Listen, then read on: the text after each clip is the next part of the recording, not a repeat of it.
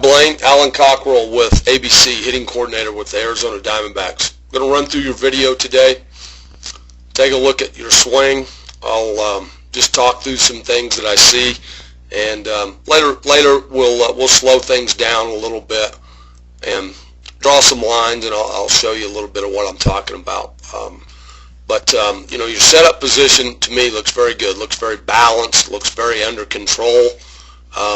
You have the length of your stride is very good.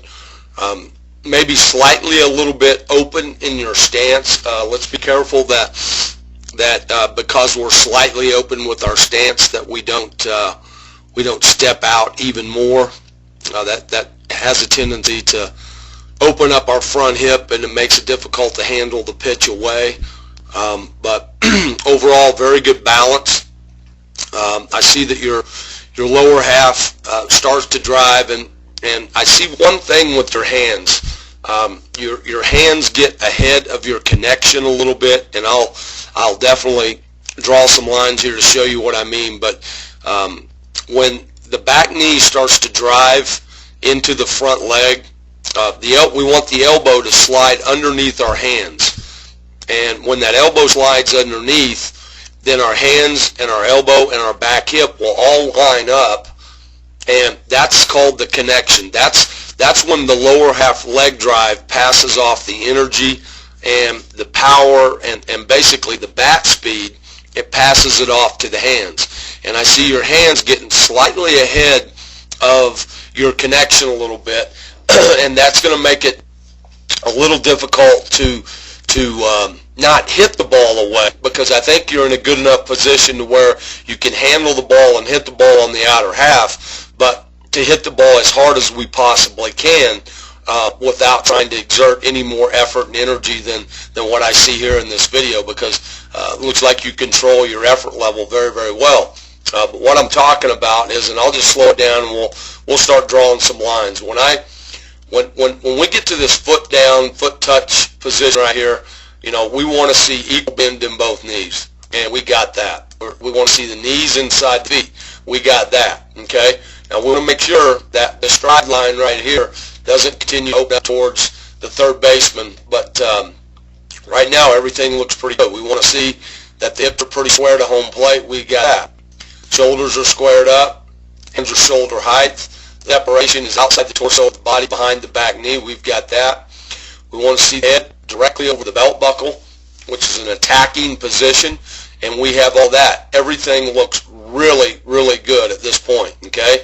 Now, when the foot goes ahead and sets down, we need to make sure that this front foot opens up no more than 45 degrees, okay? So we'll just check this a little bit, okay? We are at 57 degrees, slightly open, okay? So what happens, Blaine, when this stride foot starts to open a little prematurely, what we start to see is we start to see his hip start to open a little prematurely. It makes it tough to stay on the ball middle away, okay? So we need to make sure that when you stride, and it's not so much that you land and you just open your foot. I think it's the direction of your stride. I think your line is about right here, and then you continue to stride and open just a little bit more, and that's what causes that front foot to open. That's what causes the front hip to open a little bit early. So I think what I would do if I were you is I would just put a line in the dirt and make sure that we don't, when we stride, our toes are staying on that line, and we're not opening up too early. That causes the front hip to get out of there too quickly, okay? Now we get into the swing part, and we're about to what I want to show you. The lower half is your source of power, okay? We want that source of power. We want this knee driving and transferring weight to the inside part of that front leg. As it does, we want the elbow to slide underneath so we get to this point of connection, okay? Now right about here, this is where I want to see elbow. Yeah, let me run it back. This is where I want to see elbow, back hip, and I want to see the hand in line with that, okay? We can see your hand is here, your elbow is here, and your back hip is here. So we need that all in a straight line, okay? If our hands get ahead of that power source, our hands are out here, elbow and back hip are back here. Now anything on the outer half of the plate becomes a push. I'm pushing the bat through the ball as opposed to releasing the barrel with maximum bat speed. So the best way to work on something like this is to set a tee out here, outer half. We're going to, even with that stride foot, or maybe just inside that stride foot, we're going to do a lot of top hand work. We're going to take the bottom hand off. If you have a one hand bat that's shorter and lighter, I suggest that you work with it. If not, choke up to almost the top of the grip on your bat so that you can handle that bat just with your top hand.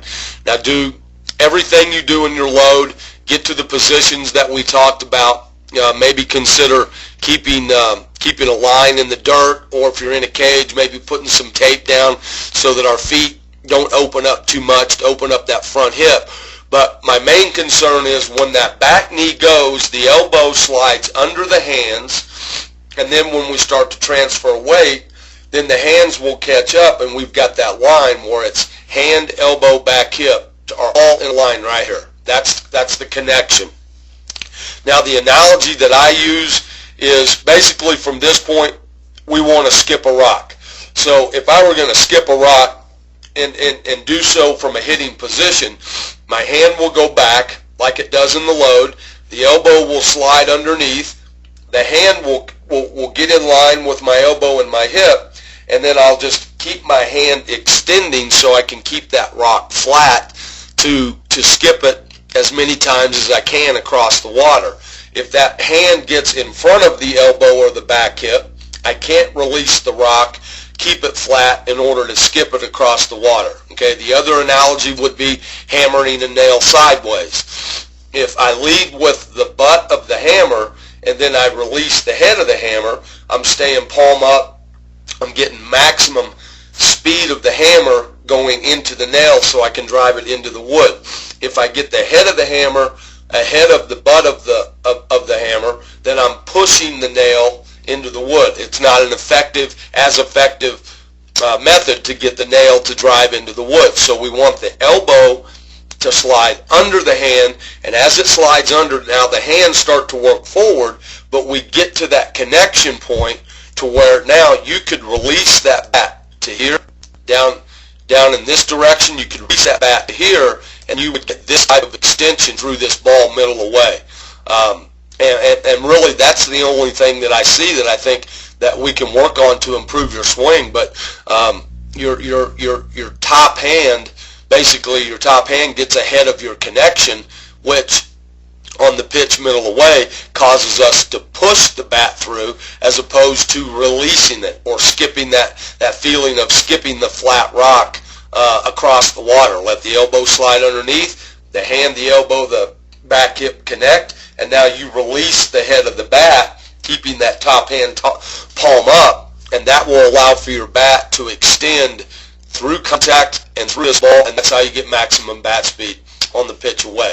It's the exact same thing for the pitch in, but it's this pitch away where it really shows up the most, because when we're pushing the bat through the ball on the ball away, many times we get that little flared pop up to the right side. So I don't know if that's a result that you get it all, but I do see this hand ahead of the connection, and that top hand drill on the outside tee is the best way to work on this. Okay, and again, the best analogy is something that I would imagine you've probably done this a few times, is just skip a flat rock across the water. How many times can we get it to skip? You know, I did it as a kid, and it's really an effective analogy for what we want our top hand to do in the swing itself. Okay, hey Blaine, this is a drill. I'm quite certain it's going to help you, but it's not going to come overnight.